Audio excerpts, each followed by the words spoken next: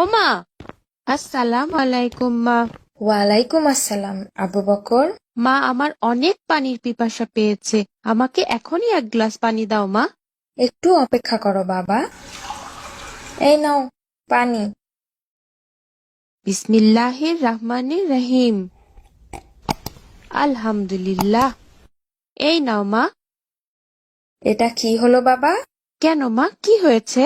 এভাবে কি পানি পান করা ঠিক হলো? কেন মা, আমি তো বিসমিল্লাহ বলে পানি পান করেছি, আর তারপর শেষে আলহামদুলিল্লাহ পড়েছি। কিন্তু আমাদের প্রিয় নবী সাল্লাল্লাহু আলাইহি সাল্লাম কিভাবে পানি পান করতে বলেছেন সেটা তুমি জানো না বাবা? কিভাবে মা? আমাদের নবী করিম সাল্লাল্লাহু আলাইহি সাল্লাম ডান হাতে পানি নিয়ে কোথাও বসে বিসমিল্লাহ বলে পান শুরু করতেন। তিনি একেবারে কখনোই পানি পান করতেন না, সর্বদা 3 ঢোকে পানি পান করতেন। তারপরে শেষ হলে আলহামদুলিল্লাহ পড়তেন। আর তুমি দাঁড়িয়ে বাম হাতে 1 ঢোকে পানি শেষ করলে। দুঃখিত মা, আমি ঠিক নিয়মটা জানতাম না। এরপর অবশ্যই ডান হাতে পানি নিয়ে বসে বিসমিল্লাহ বলে 3 ঢোকে পানি পান করব, আর শেষে অবশ্যই আলহামদুলিল্লাহ পড়ব ইনশাল্লাহ। ঠিক আছে বাবা, সাবধান। দেখো তো বাবা, সম্ভবত আমাদের বাসায় নতুন কাজের মেয়েটা এসেছে।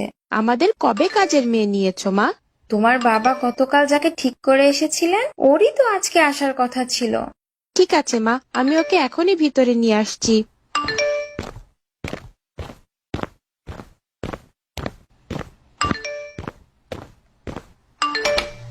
আসসালামু আলাইকুম ভাইজান। ওয়ালাইকুম আসসালাম। ভাইজান, আমার নাম মোসাম্মদ বিলকিস খাতুন। এই বাড়ির খালুজান আমারে আসতে বলছিলেন। আমি কাজের মেয়ে ভাইজান। ঠিক আছে, ভিতরে আয়।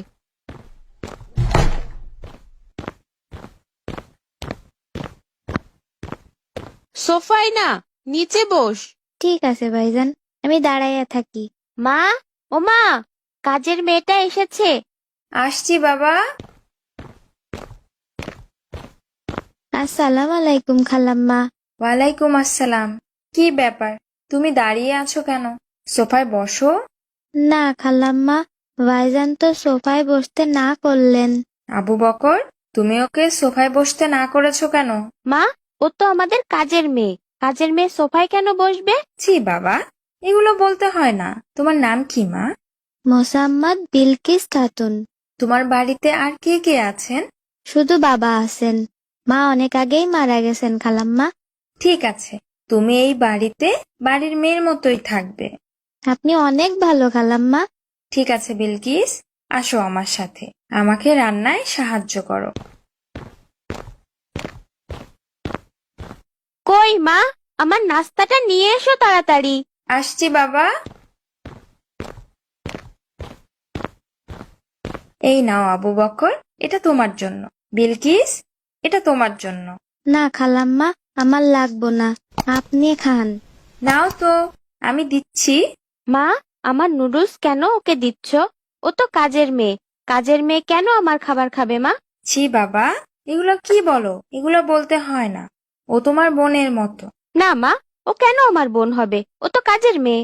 ছি বাবা ছি, চুপ করো। এই নাও বিলকিস। না খালাম্মা, থাক। নাও বলছি, নিয়ে চেয়ারে বসে খাও। মা, ও কেন আমাদের সাথে চেয়ারে বসে খাবে? কাজের মেয়ে কি চেয়ারে বসে খায়? আবু বকর, তুমি কেমন হয়ে যাচ্ছ? এগুলো বলতে নেই বাবা। মা, তুই এখানে বসে খা। ঠিক আছে খালাম্মা। ভাইজান, ভাইজান, এই নেন আপনার দুধ নেন। এটা কি করলি? তুই আমার প্রিয় মগটা ভেঙে ফেললি। ভাইজান, আমি ইচ্ছা করে ফেলি নাই, হঠাৎ করে পড়ে গেছে ভাইজান। চুপ কর, বের হ এখনই। এখনই বের হ তুই। তুই এই বাসা থেকে চলে যাবি। তোকে যেন আর কখনো এই বাসায় না দেখি, যা বলছি। ভাইজান, আমি ইচ্ছা করে এটা করি নাই। আবার কথা বলছিস? এখনই বের হ। বিলকিস, মা বিলকিস, এখনো দুধ দেয়া হলো না? দেখেছো মা, ওই পাজি কাজের মেয়েটা আমার প্রিয় মগটা ভেঙে ফেলেছে। এটা কে করলো বাবা? ওই যে পাজি কাজের মেয়ে বিলকিস করেছে মা। ছি বাবা, ওর নাম ধরে বলছো কেন? ও তোমার অনেক বড়, ওকে আপু ডাকবে। কিন্তু বিলকিস কই? ওকে আমি তাড়িয়ে দিয়েছি। ও আমার প্রিয় মগটা ভেঙে ফেলেছে। মগ ভেঙেছে বলে তাড়িয়ে দিলে?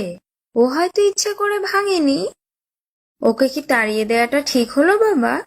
আমি লক্ষ্য করছি ও আসার পর থেকেই তুমি ওর সাথে খারাপ ব্যবহার করছো। কেন বাবা? করবেই তো, ও তো কাজের মেয়ে। এটা কেমন কথা বাবা? তুমি ভুল করছো আবু বকর। তুমি কি জানো আমাদের রাসূল সাল্লাল্লাহু আলাইহি সাল্লাম কাজের লোকের ব্যাপারে কেমন ছিলেন? কেমন ছিলেন মা? উনি কখনো তার কাজের লোককে কষ্ট দেননি। এক সাহাবী বলেন, আমি দীর্ঘ 10 বছর রাসূল সাল্লাল্লাহু আলাইহি সাল্লামের সেবা করেছি। এই 10 বছরে তিনি একবারের জন্যেও আমার উপরে বিরক্তি প্রকাশ করেননি। আর বুখারী শরীফের বর্ণনা মতে নবী করিম সাল্লাল্লাহু আলাইহি সাল্লাম মৃত্যুর মুহূর্তে শেষ বাক্য হিসেবে বলে গেছেন, নামাজ আর দাস-দাসীদের ব্যাপারে আল্লাহকে ভয় করতে। নবী করিম সাল্লাল্লাহু আলাইহি সাল্লামের কথাগুলো বারবার বলেছেন। কিন্তু মা, ও আমার প্রিয় মগ ভেঙে ফেলেছে, এজন্যই তো রাগ করে আমি ওকে বের করে দিয়েছি। কিন্তু বাবা, ও হয়তো ইচ্ছে করে ভাঙেনি। এত সামান্য ব্যাপারে তোমার ক্ষমা করে দেওয়া উচিত ছিল। এক হাদিসে বর্ণিত আছে, এক সাহাবী রাসূল সাল্লাল্লাহু আলাইহি সাল্লামকে জিজ্ঞেস করলেন, ইয়া রাসূল সাল্লাল্লাহু আলাইহি সাল্লাম, আমার গৃহকর্মীর ভুলের জন্য কতবার ক্ষমা করব? রাসূল সাল্লাল্লাহু আলাইহি সাল্লাম বললেন, প্রতিদিন 70 বার ক্ষমা করবে। আর একটু ভুলেই তুমি ক্ষমা না করে ওকে বের করে দিলে? আমি বুঝতে পারিনি মা। কিন্তু মা, তুমি ওকে আমার খাবার খেতে দাও কেন? আমার খাবার ওকে দিলে আমার অনেক রাগ হয়। বাবা, আল্লাহর রাসূল সাল্লাল্লাহু আলাইহি সাল্লাম বলেছেন, যখন কোনো দাস-দাসী তোমাদের জন্য খাবার তৈরি করে এনে দেয়, তখন নিজের সঙ্গে বসিয়ে তাকে খাওয়াবে। আর কোনো খাবার যদি পরিমাণে কম হয়, তবে অন্তত 2-1 মুঠো তার হাতে দেবে। ও তোমার জন্য এত কষ্ট করে খাবার রান্না করে, তাই দেই বাবা।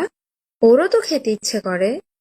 তাছাড়া আমাদের রাসূল সাল্লাল্লাহু আলাইহি সাল্লাম বলেছেন, তোমরা যা খাবে কাজের লোককেও তাই খাওয়াবে। তোমরা যা পরবে ওদেরকেও তাই পরতে দিবে।